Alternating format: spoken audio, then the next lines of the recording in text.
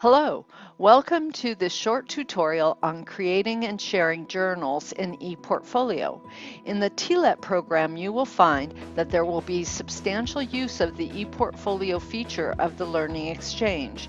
Each course will incorporate reflective exercises in which a journal is used to record your thoughts on topics and then shared with your tutor. So in this tutorial, we will show you how to create these journals and then how to make them available to your tutors. To start, you will go to the Content tab from your dashboard. Once there, you will see Journals as a selection from the top navigation list. Click on that and you will be taken to the Journals area. All journals are created as a private document. No one has access to any of your journals until the time you incorporate them into a page that you share with others. However, let's first walk through how to create a journal and make entries. As you can see, I already have a journal created. If I wanted to add an entry to an existing journal, I can do so from this page. However, we will return to that later after we have walked through how to create a new journal. For this exercise, I'm going to create a journal for my reflective exercises I will complete throughout my program.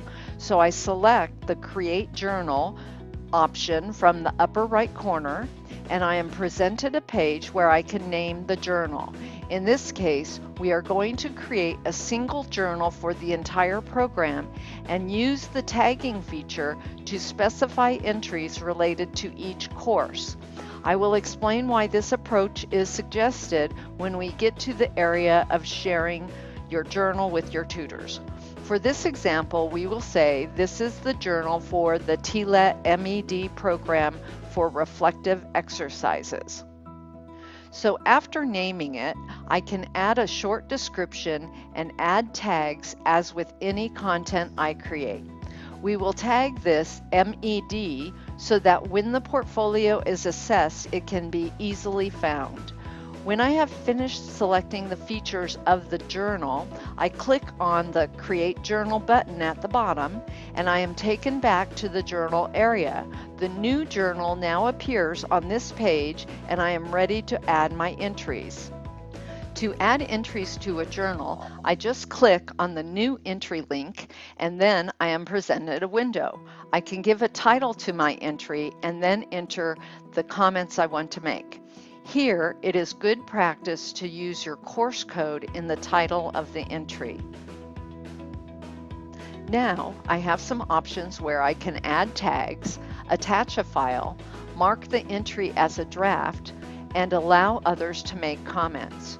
So, in this case, I want to tag this entry with my course code so that I can identify which entries are related to this specific course. All entries are automatically set as no for the draft status. However, I would recommend that you select draft as a matter of practice until you know your entry meets the requirements for your assignment to ensure that your tutor is able to assess your work. Similarly, if you are sharing this journal with your tutor, you should allow for comments so that they may provide you feedback. When I have completed the setting for this entry, I then click the Save Entry link to have the entry recorded to my journal. I am then shown the contents of my journal. From here, I can edit the entry and would change an entry from draft to publish when I am ready to share it. If I have published it but realize it still needs work, I can unpublish it from this page. This reverts the entry to a draft and it will not be seen by anyone other than me. I can also discard the entry if I wish. When my entry is ready to be reviewed by the tutor, I would click the Publish button and then the journal is ready to be shared. If I click on the journals link at the top of the window, I will be brought back to the list of journals where I can see how many journals I have and how many entries are in each one. Now, I don't have the ability to share a journal from this area since content is always kept private and I am the only one who can view any of the content files in this section. To share the journal, I must go to the portfolio area and create a page where I can embed the journal. So, selecting the Portfolio tab from the top of the window, I am presented the list of pages that I have already created. Since this is the first time I am sharing this journal with my tutor, I will create a new page by clicking the Create Page link in the top right corner.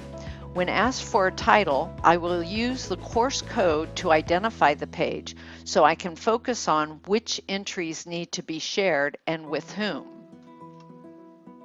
For this example, I will use the EDCE 6050 course code, and I will enter a short description of what the page contains. I will also tag this page for the EDCE 6050 course.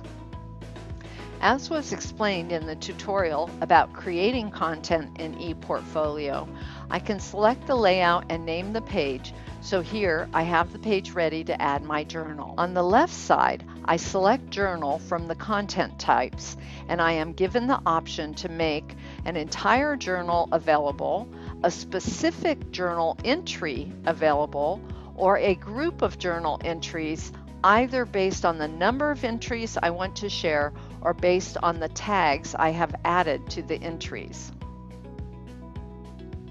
This is where using a single journal and tagging the individual entries helps you keep all your reflections in a single place to make it easy for you, but gives you the flexibility to limit who sees which entries. By selecting the option for tagged journal entries, I am given the choice of where to place the entry on the page, and after selecting that, I am presented with an input page. I will name the block I am adding Reflections on this course and use the course code as the tag I am selecting on. The next option can limit what others can do with my entry.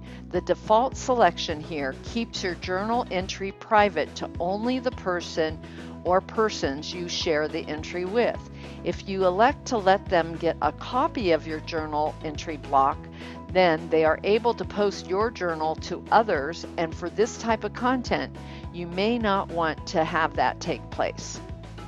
You can then identify how many journal entries will be displayed in the block. The default is 10, but you can make as many as 100 available. When you set a limit, the entries will be listed in reverse chronological order, starting with the most recent entry up to the limit you have set. For this exercise, we will keep it at 10. Next, you can elect to show the full entry or just the titles of the entries on the page.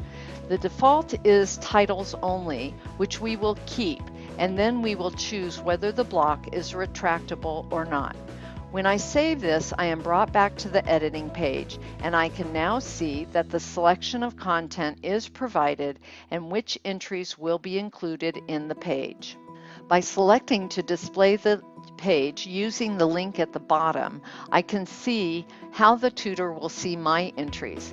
In this case, we have shown only the title, so for the tutor to read my entry, they will need to click on the entry title and it will be displayed, along with the ability for them to post a comment or attach a file.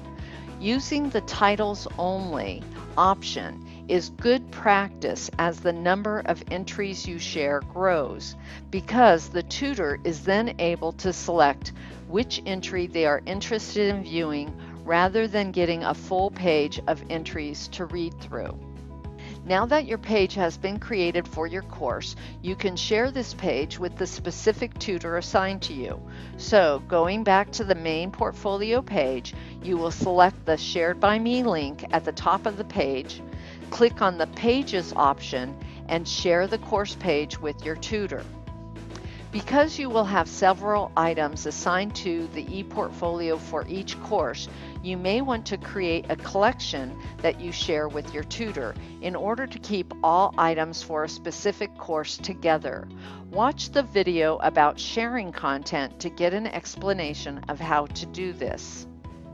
This concludes this tutorial on creating journals. I hope it has been informative. Thank you for listening.